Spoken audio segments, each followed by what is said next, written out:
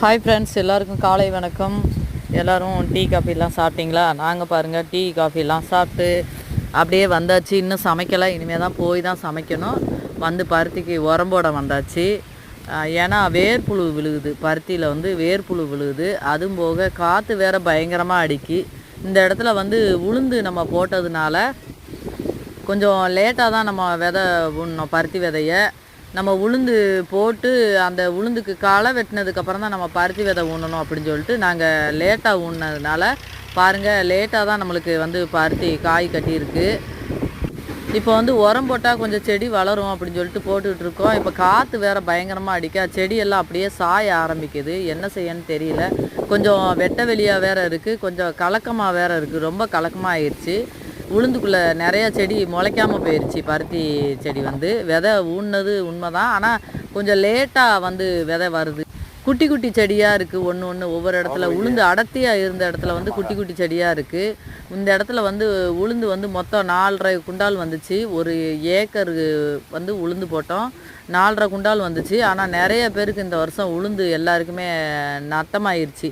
நிறைய இடத்துல உளுந்து வராமையே போயிடுச்சு. காய் கட்டி வர்ற பருவத்தில் அப்படியே மஞ்சள் செடி விழுந்துருச்சு.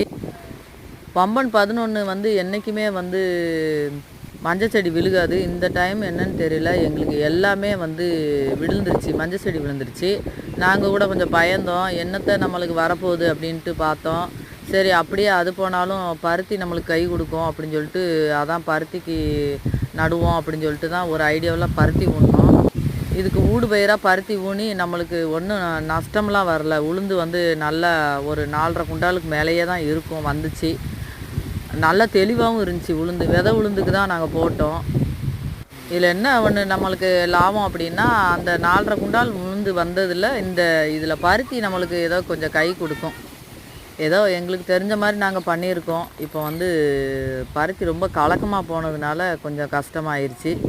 நல்ல நெருக்கமாக இருந்திருந்தால் நல்லா இருந்திருக்கும்.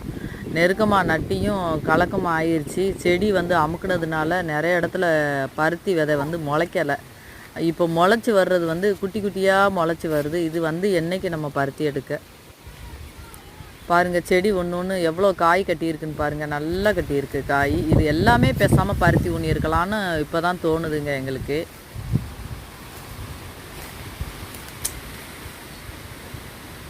எல்லாமே பருத்தி ஊனியிருந்தால் இன்றைக்கி நல்ல லாபம் கிடச்சிருக்கும்ல. நாங்கள் யோசிக்காமல் விட்டுட்டோம். ஓகே, அடுத்த முறை பார்த்துக்கலாம்.